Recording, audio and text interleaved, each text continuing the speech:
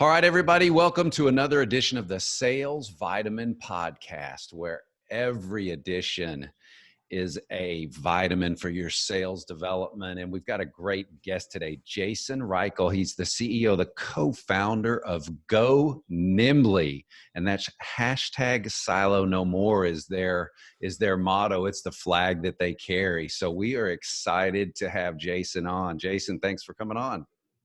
Thank you for having me. It's an honor to talk about some vitamins that salespeople should take.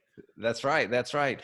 So give the listeners just a little background. I know the mantra, the mission is the silo no more. Where did that come from? How did you get started with that? Sure. So I have a background both in consulting on the sales and marketing side and in product management. So I was a VP of product at a couple large B2B SaaS companies. Okay. And while I was a VP at those companies, I realized that the growth of organizations sometimes led to a lot of internal fighting within those organizations, especially in SaaS B2B, where you're growing, sometimes 500% year over year. Yeah. And I started looking up, why is this happening? Why is our sales and marketing team fighting more than they're working together? What is causing this issue? And I came across this research done by Phil Enzer, who worked at Goodyear Tire. Yeah. And his job was to go around Goodyear Tire and try to solidify all the Goodyear tires in the country. And there was a lot in the time. This was the late 80s. Okay. And make them work like one unit, but he was getting a lot of pushback. And so he was driving through Iowa and saw some grains of silo, of like corn and barley and different things like that, and said, oh, they're all their own silos, although they're all producing whatever it is, they're actually all in their own silos. He came up with this term called silo syndrome, and it really came down to 4 symptoms: degree of specialization within organization, growth, not being able to speak the same language, and not having the same metrics that they actually are driving the organization off of. And if you think and apply that to B2B technology companies, you have all 4 of those symptoms running rampant from, as soon as you get product market traction. Yeah. And so I thought, okay, I can come in and help organizations break down these very real, very natural silos that get created and make them work more effectively like they did when they were in the very early stages of their company, when everyone had the same kind of mission objective. And so I've really broken that down into 2 areas, and Go Nimbly focuses on working with the revenue team, the go-to-market team, through a method called revenue operations that we created. Right. And then there's the other side of it, which I think of as the product operations, which they run on growth or margin. And all organizations, in my mind, are broken into these 2 things. It's the core product, which is it about growth of users, or is it about margin of product? And that's your product team and all of that stuff. And your COO runs that. And then you have your revenue side, which the CRO runs. And because SaaS companies traditionally have not done such a good job, in my opinion, of running successful revenue teams, Go Nimbly was created to help them learn how to do that, break down those silos, and that's what we do on a day-to-day basis. For some of the largest enterprise B2B customers like Twilio, Zendesk, really large organizations who we help fight those silos. Yeah, I saw that this was interesting. I saw that you guys are managing, is it over $2 billion worth of revenue in the RevOps field? That's correct. Yep. If you look at us as we have and make strategic decisions based on some of the largest organizations, we're managing now, it's over $3 billion a year of revenue for SaaS companies. So you take the sales, the marketing, and then what you call the customer success. I guess you could call that customer service, or how they actually implement customer success focused on upsell, cross-sell, more of the selling unit. If you're peer support, that lives over in the product side of things in my mind. So the CS role I actually divide into, are they touching customers with the goal of expanding those relationships from a monetary standpoint? If so, they're part of the revenue team. Okay, got it. And you talk about one of the things I read that's pretty cool and interesting is that you try to eliminate these gaps. So talk about that a little bit, and what's the strategy there from eliminating these gaps? I know there's a lot of efficiency and effectiveness there.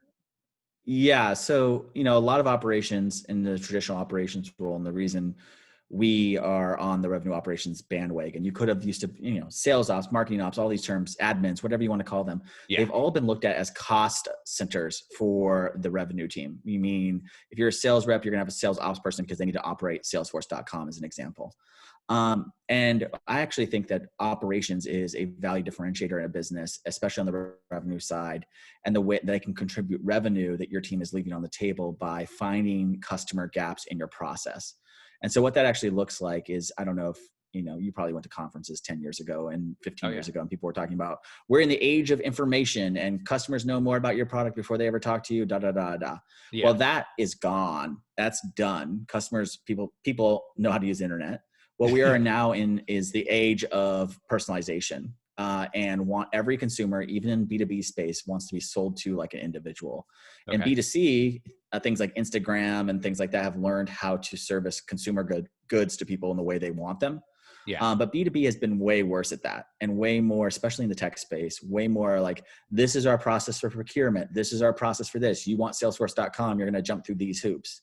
Yeah. And I use Salesforce as an example because Salesforce is a company that says they're customer obsessed. Yet if you deal with any of their revenue team or try to get the pricing or try to get any answers to the front of it, you'll realize that it's really about their machine and not about you as a consumer, a B2B consumer.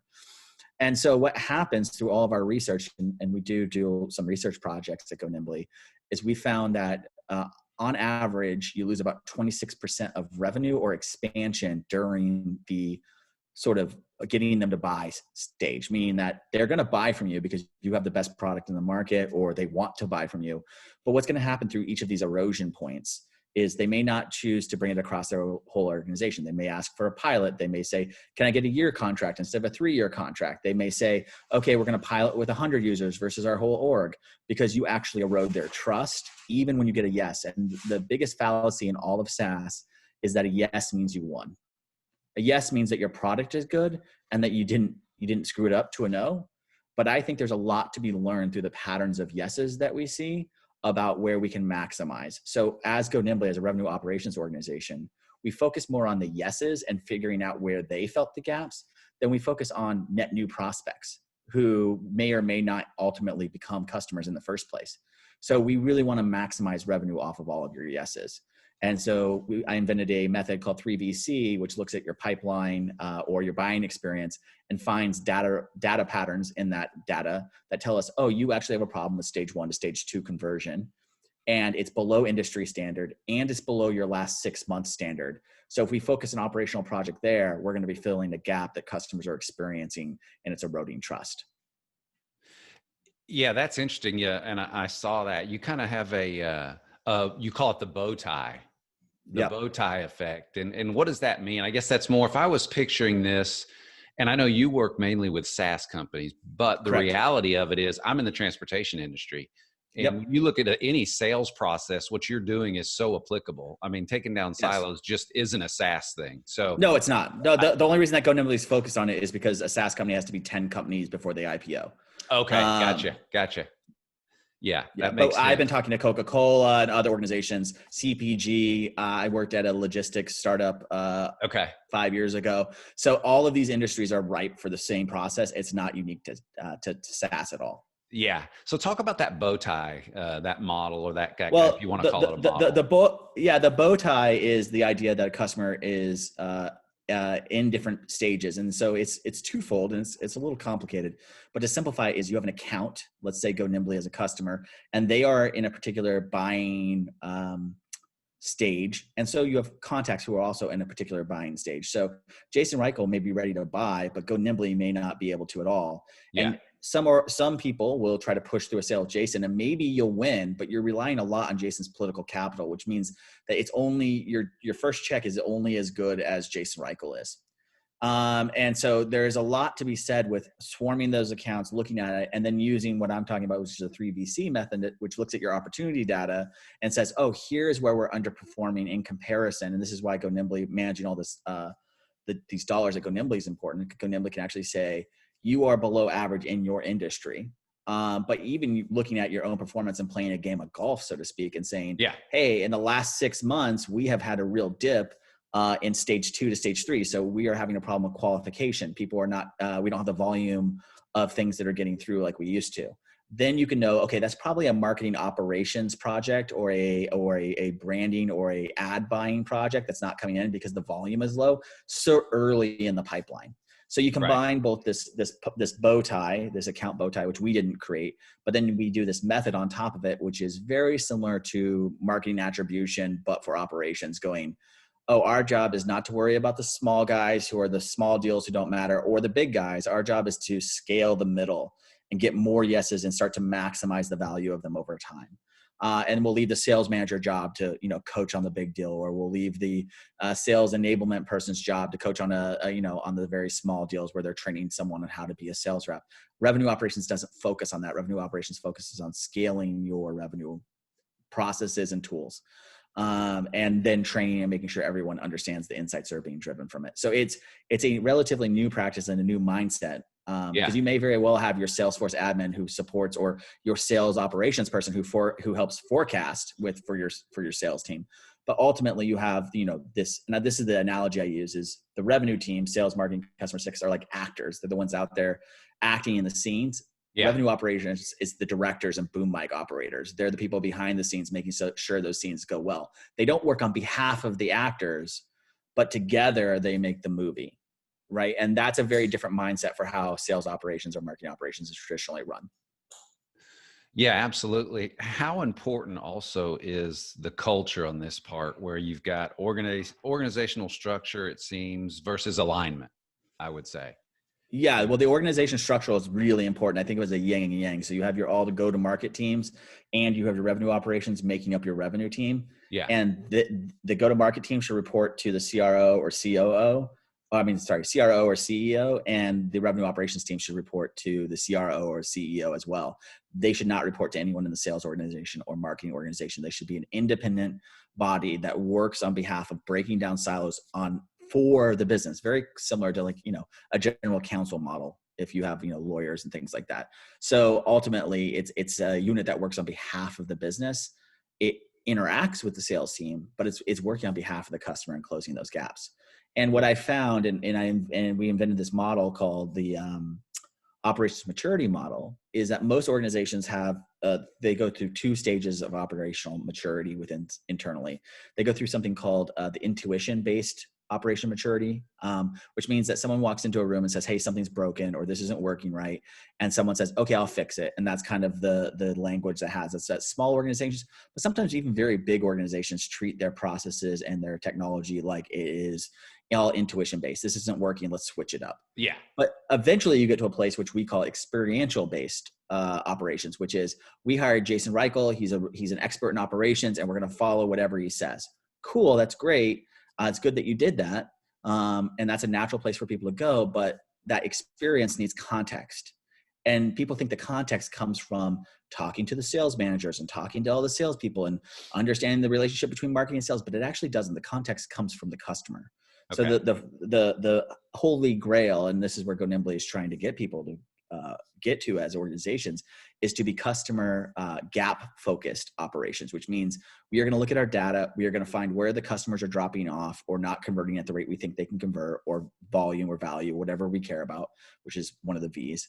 Yeah. And then ultimately, we're going to come up with operational projects that do that. Now, we're going to rely on Jason Reichl's experience to execute those projects. And they're probably going to be tied to intuition, because people know when things are wrong in their organization. But we're not going to prioritize on either of those two things. We're only going to prioritize the things that we can actually see that the data says that we should prioritize. Yeah.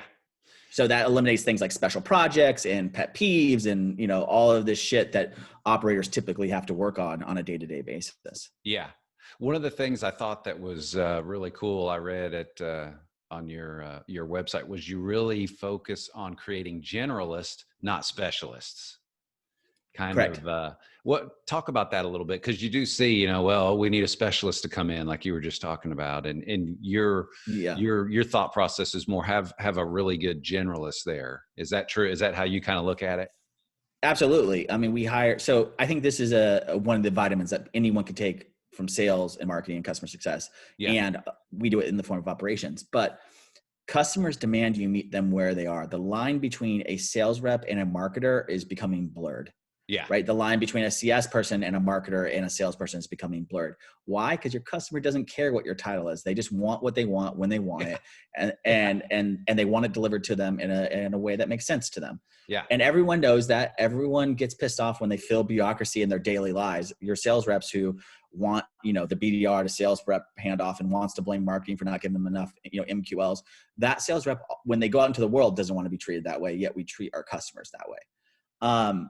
And so I think it's very clear that what we need to do in both areas of go-to-market and in operations is to train more of a generalist. Now, you're probably always going to come with some kind of specialty depth. That's just the way that school is set up. That's the way that our economy is set up.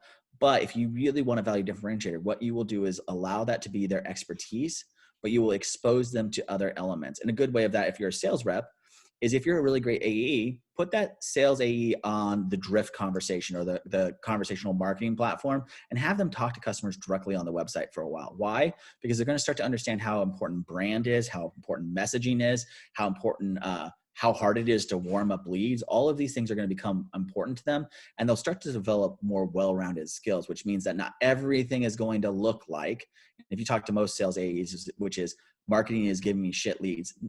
It's not, everything's not going to look that way. The same thing with operations. If you hire a Salesforce admin, everything's a Salesforce admin a problem. It's all a Salesforce problem. Yet that's actually not true. Very little is actually a Salesforce problem. Salesforce is a platform. It can do anything you want it to do. So in reality, it's probably a process or insights problem that you're facing. And those areas in most organizations are pretty weak when it comes to operations. So we like to think that we're trying to create very well-rounded, we like to use generalist as a term, but some people get turned off to that. So think of it more as we're trying to create people with a lot of range. Okay. And the more range you have. And so if you're leading an operations team, here's how you do it. You have someone who is excellent at sales operations. You have them come up with sales operations solutions, but then you have your marketing ops person do the work in the sales platforms. Why? Because you're going to create a more well-rounded experience, because the marketing person is going to start to understand how sales processes work and all the stuff that the sales ops person knows. But you still have the supervision of the specialist who can make sure that everything's done right, and vice versa, right? And over time, you will create a generalist pool of people who actually think holistically about problems. Yeah, you're pretty much, I guess another word would be capacity. You're increasing their capacity over time. Correct. And, yeah, that's and their creativity to solve problems. Yeah, which is a big problem we have in our industry right now. What is the pushback that you get? Let's say you're going into company ABC. Obviously, not everybody's a fit for Nimbly. I mean, you've probably got to, do your homework, but you start working with a company or you really want a certain company. What's the kind of pushback you see? And then when does that aha light come on and they say, oh, I get it. This works.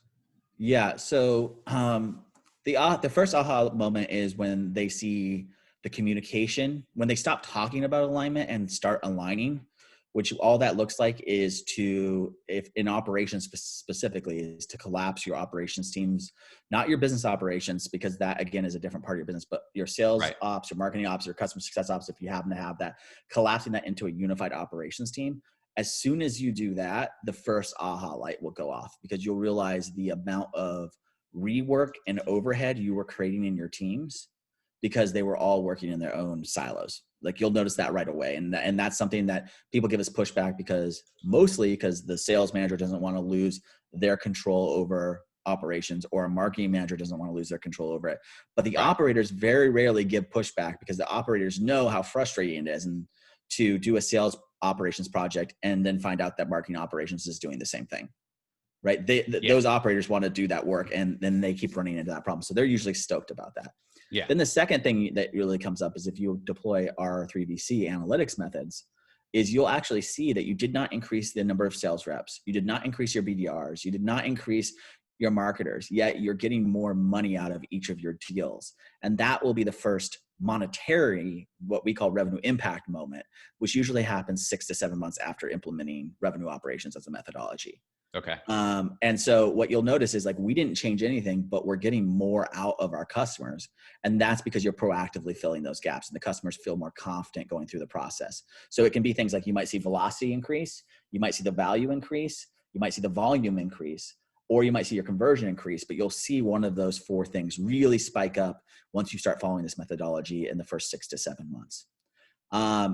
the pushback we get is, especially in who we work with, is they're not hurting companies. They're not companies that are on the brink of going out of business, right? Right. And so why would we want to disrupt this? It's because your competitors are. The businesses who are getting funding today, who are really active in revenue operations, are building companies from the ground up where operations will be a value differentiator.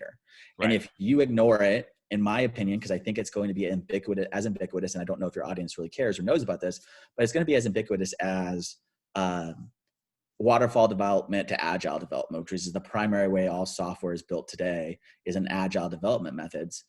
And it's going to be that ubiquitous. Now, did every company switch to agile? No. The companies who didn't, though, didn't stay relevant in development, didn't stay relevant in innovation, and ultimately are no longer here. So either they converted late to the party, or they're just no longer in this world.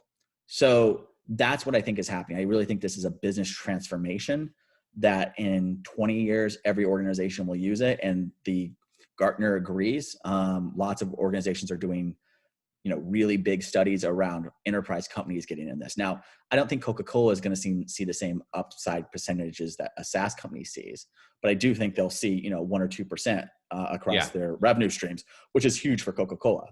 Oh yeah. Yeah, absolutely. What's the, when you talk about the silo syndrome, we've talked about the silos, but when you come into a company, is that really difficult to change this culture? You said 6 to 7 months is when people probably, that light kind of goes on, but when you step in, what does that look like? I know you're remote work probably, but do you physically go on site? And sometimes we do. Sometimes we do. I mean, we do like what we call silo breaking workshops, usually in person. We're now doing them all remotely. But the silo breaking workshops are usually bringing all of the different heads of these departments and some of the workers into a meeting setting and hashing out, what do you actually think the experience is for these customers? And some people could talk about these things called customer journeys. I don't know if you've ever heard this term in marketing. Oh, yeah. I think it's kind of a bullshit term because it's how you'd like the customer to experience your product. I like the term buying experience because that's where you actually look at, like, what did Jason Reichl do to get from point A to Z? Let's not map out how we would like it to go. Let's actually look at the engagement he did, the activities he did in order to get to point Z, because that's the actual buying experience. And now who had to service that to occur? So I start moving away immediately, because as soon as you start talking customer journey, they start going into this fantasy land of, oh, well, this thing happens and someone fills out this form and then it goes to marketing and it goes to this. And like, you're like, okay, now show me how that happened for Jason. Process maps. Right. Yeah. And you go, show me how that happened for Jason. They're like, oh, Jason was a referral and he came in through the back door and got immediately to James in sales. Right. Okay. Well, that's actually the buying experience of Jason. So all of this other stuff that you wish would happen didn't happen. Are we willing to say to Jason, whom emailed James directly, no, you need to go through this process? Absolutely not. Jason wanted to buy. Okay, well, let's look at that as its own buying experience then. So let's look at all of that. So it usually comes down to, you have an enterprise buying experience in SaaS, you have a velocity buying experience, you have a referral buying experience, you have a upsell experience, you have very specific experiences where you may have different sales reps touch it, or you may have the whole entire sales team working against all of these, but they have to behave different in each set of engagements. You behave very differently, and people don't think about this, but you behave differently in a referral buying experience than you do in net new, where nobody has any kind of trust yet, right? That's just natural. People do. And so the customer needs different things based on that. So when we come in and start talking about this, the first aha that shows people that they have silos in the room is when they can't agree on the steps of that process, right? Or they go, oh, wow, I didn't know that happened. As soon as they start to realize that it's not about blame, because it's not, but it's about the customer. And the more you can focus that entire conversation on the customer and not marketing or sales, the faster people will buy into this unified vision of one, revenue team. And I find that most consultants don't do that because they go, what's marketing's responsibility? What's sales responsibility? And when they come in and they do that kind of what I would call it's an interrogation, right? When they come in and do the interrogation versus actually being curious and use design thinking methodologies, what happens is people shut down, or you have sales telling on behalf of sales what it's like to be a salesperson with a marketing person, right? Who doesn't, our SQ, like they'll just jump to solutions. They'll go right away. And this used to happen to us too. They would go right away to like, well, the problem is we don't get enough leads because the lead score system is messed up. We need to fix our lead scoring system. Right. Yeah. And then you have to go down a path of design thinking, which is always like the 5 whys. If any operators listening, follow the 5 whys around, okay, what's this? Why is this? Keep going down that path and you'll eventually end up some place close to the truth. Yeah. Which is usually, nothing, that it's just people defending their, for lack of a better word, their silo or their vertical. And as soon as a revenue operator, and as soon as Go Nimbly hears that, it's not that we dismiss them, but we realize that this is probably an intuition-based pain, and we need to look for where the customer pain that is causing this intuition-based pain at. Because the sales rep who's saying, I'm not getting enough leads, they're right. They probably aren't. Yeah. But their solution is not going to solve the problem because the conversion is just going to drop. If we just start throwing all this stuff at them, their conversion is just going to drop. And so it's knowing that people's natural reaction to things is valid. It's a piece of contextual information, but it's not usually the root cause. And it's having that distance from that process. And over time, that really changes everyone in the organization's perspective, which is we have issues, but the issues can be solved by focusing on the customer. And one of the key elements of revenue operations is give everyone a new North Star, because then alignment is natural. So let's all talk about revenue impact. Let's talk about how our actions are actually going to impact revenue. And if we can't say that, then we know we're speaking from a place of vanity. We know we're speaking from a siloed place. So a lot of the work that we do in the very beginning is educate people on language. And when someone says, well, I need this done, it's like, well, what's the revenue impact of that? How is that actually going to impact the customer? Yeah. And sometimes they'll say, this is how it's good for the customer. And then, okay, that's a check mark 1. Okay, well, now how is it good for the sales team and their experience with the customer? Oh, okay.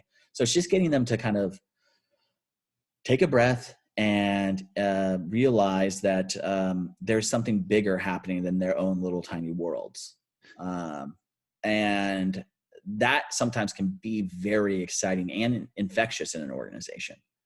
Oh yeah. I was talking with, and you made an author, Lisa McLeod, not too long ago, and she has a book, Selling with a Noble Purpose. Kind of goes back to what you're talking about. That North Star says organizations that have that outperform organizations that don't, where it's all about the meeting your metrics and all that, rather than having that North Star that you're talking about. Because you can always pivot your KPIs, which you will anyways as a SaaS company, or you can always pivot your strategies if you know what your North Star is. And then nothing seems like a threat. And one of the key reasons people go into silo syndrome is because they've been under threat. If you're a marketing team and you are, or you're a sales team and you miss your quota, and you think next quarter, you're going to lose half your sales team because people didn't get paid out commissions, you're going to go into threat mode. Yeah. Right. And I'm not saying that that's not smart for a CEO to cut the bottom part of his performance of his sales reps. But ultimately, we have to understand that the more threat mode people are in, the less innovative and focused they are on that North Star. So you need to have them refocus on that. Yeah. And you'll see, like I said, through this method, we can get 26% more revenue off the same amount of same amount of prospects, same amount of leads, same amount of everything. So who wouldn't want to just pick up 26% more revenue off of what you already are closing? Absolutely. That's a no-brainer. So keep all of your other stuff, add some revenue operations people whose job it is to break down the silos. And even if you get 10% more, it's going to be 4x what you're paying these people for. And then imagine if you could get 20x of the revenue that you are off the same systems and processes. Yeah. And if you're a CEO, that should be a strategic thing that you double down on. And any CEO that's not doing that right now, I would question why. I would question, what are you doing instead? Because you're probably being motivated from a place that is not going to build the healthiest business. How important has you talked about the 3V, I think it's the 3VC model you have. Correct. The velocity piece of it. What do you see on the speed of the deals? Well, what's interesting is there's this idea that speeding through the deal process is good. Right. What you can often find is that you can increase velocity, which will increase the deal so that you get faster, but volume will go down, value will go down. So it's a very unique game of figuring out what is the right amount of time to spend with your customer based on your product, based on your industry, right? In order to maximize value. So what we found is the faster you move, unless you have the volume in order to move fast and go through all of those, because value is always going to be hit. It's kind of like that pyramid, right? You have velocity, value, and volume as a holy pyramid, and conversion is the number in between of those. How many are we going to convert? And when you do anything, any operational change, any kind of sales change, two of those are going to take a hit in order to increase the other one. And so it's about finding that balance in your environment that's going to create the most value. And because we believe revenue is king, if I tell you, if you spend 3 weeks with a customer, you're going to get 2x revenue out of them. I don't care if what everyone else wants to do is ultimately speed up the velocity. I'm probably going to tell you that the data doesn't prove that. Right. And then I'm going to go, well, if they go, well, still we want to increase. Because I don't think that all stats getting faster or lower necessarily equate to value. In fact, I think that sometimes your sales reps will sell any way you want to. So you can increase velocity by just telling everyone, all right, let's see if you're qualified. Nope, you're gone. Right. That's velocity fast. Yeah. But ultimately that might not be the value that your customers need to see. And I think that ultimately is why buying experience is so important versus customer experience. Because you might say, we're going to go through a qualification stage. Well, the qualification stage where you spend an hour on a call with someone and really learn their business, or 20 minutes, is very different. It's a very different qualification process. So in this buying experience, which of those two things is necessary in order to get the best value out of it? And as an operator, you have to constantly be running experiments to see if we increase our time in this stage and slow things down. Do we actually get more value or conversion? Or do we find that our prospects are so in pain that what they want to do is move through the buying experience as fast as possible? Because then I'm pro shortening the buying experience and creating much more velocity, especially in things like, Zendesk is a customer. Zendesk sells support ticketing software. If someone's looking for brand new support ticketing software and they're not a new business, it's because something's happened with their old system that they are on fire. Yeah. And the longer you allow them to get away from that fire, the less likelihood you have of converting them. That's just a reality. And so for them, it's very important to move velocity, because we will actually see conversion dip the longer we increase velocity. For other organizations, especially when I worked in the 3PL and transportation organizations, those initial deal cycles when you were negotiating, it was better to keep them longer because the value was much higher, because everyone had more stake in the game. And you would get engineers involved and all of this stuff. And so the longer you spent in that process, the bigger the check was. And so ultimately that was a sign. And when, DHL wanted to speed up all their velocity because they wanted to close more deals, I would tell them, well, in order to hit your quota, DHL, you're going to have to increase the volume by 4x. So where are you going to find 4x prospects? Oh, we can't. There's not that many giant 3PL organizations that are moving stuff across the ocean. Yeah, I know. So it's better that you invest in, a solid engineering process and automate that part of the process. So maybe those engineers can offset something else, but this process needs to take this long. It needs to have these individuals engaged, so on and so forth. Oh yeah. I'm on the equipment side. Well, on the truck side, and most of our sales cycles are long for the most part, where you're trying to add that value. But I still think that customer, that buying experience you're talking about in the transportation and that 3PL industry, they're behind in that. I mean, that's just me talking. They're not where the SaaS working in it. I will say that's true. I think it's a great industry. It's, the second oldest industry in the world, but I think that ultimately they are ripe for innovation. And, but there's a lot of pushback there. I mean, I will say the difference between working in a software environment in that space and where what we do now is very different. Like revenue operations could probably really help those kind of organizations, but I think there are 10 or 15 years away from even thinking about this the way that I'm talking about it. At the level you're doing it right now. All right, I got one more question for you. Before we answer that question and talk about that, let's tell everybody the best place to get a hold of Go Nimbly and to get a hold of you so that they can start this 26% improvement in their revenue. How do they get a hold of you, and what's the best way? So if you're new to your journey, our blog is designed for what we call field agents, people who are interested in revenue operations, either implementing in their companies or are revenue operations. I think there's something like a 2,000% increase on LinkedIn of people looking for revenue operations as a job title. Okay. So you can go there and you can learn about the nuances. You can learn about the analytics method that I mentioned. But if you have questions and you're a CEO or C-suite, this is not a sales pitch. Just because I actually believe this is, especially after COVID, when you're going to be trying to make up what you lost, Right. you're really going to need to operationally be sound. And you have questions about how to do this. I give you my phone number. It's 415-669-0546. And that's a text message to me. Just send me your questions. I'm happy to point you in the right directions. If it's not, we only work with SaaS companies. So if you're outside the industry, I'm probably just going to give you advice. But ultimately, we believe, and I believe firmly, that if you don't adopt some of these methods, you will not be successful as other organizations do.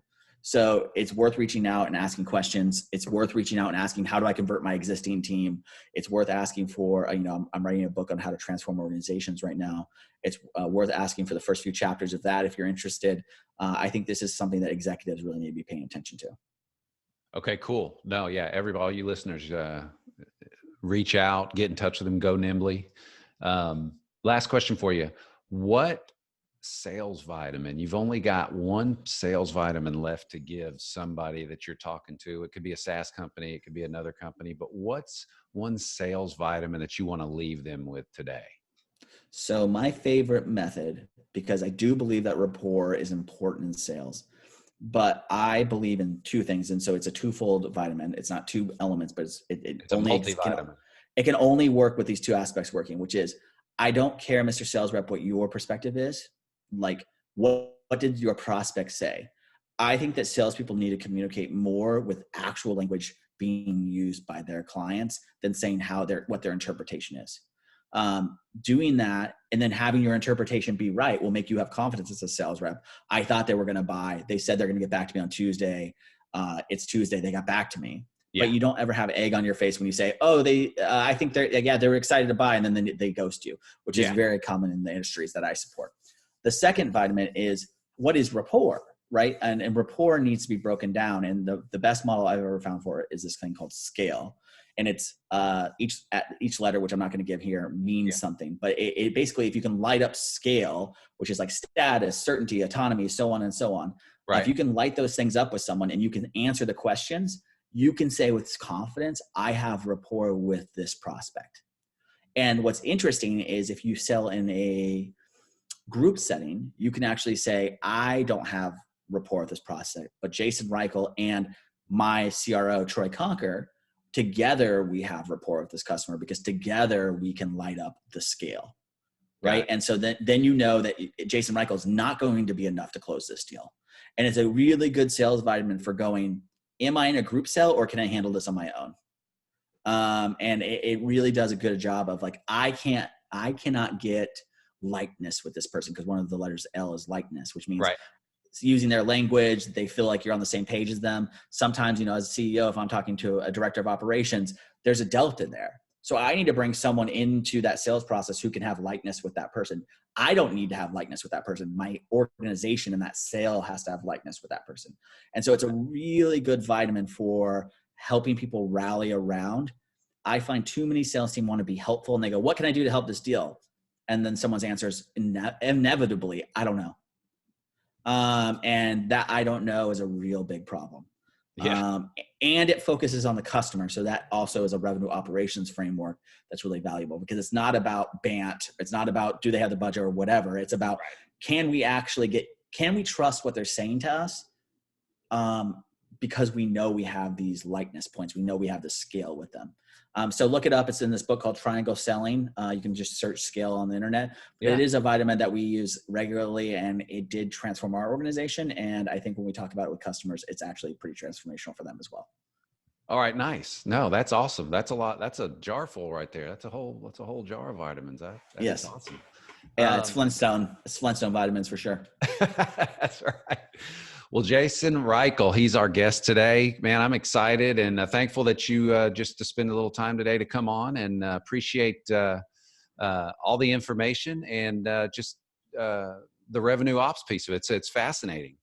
Thank you very much. I thank you for doing what you're doing for the community of sales. We need podcasts that are helping us live to best practices. So thank you. You bet. Thanks, And man. you bet. Peace. Take care.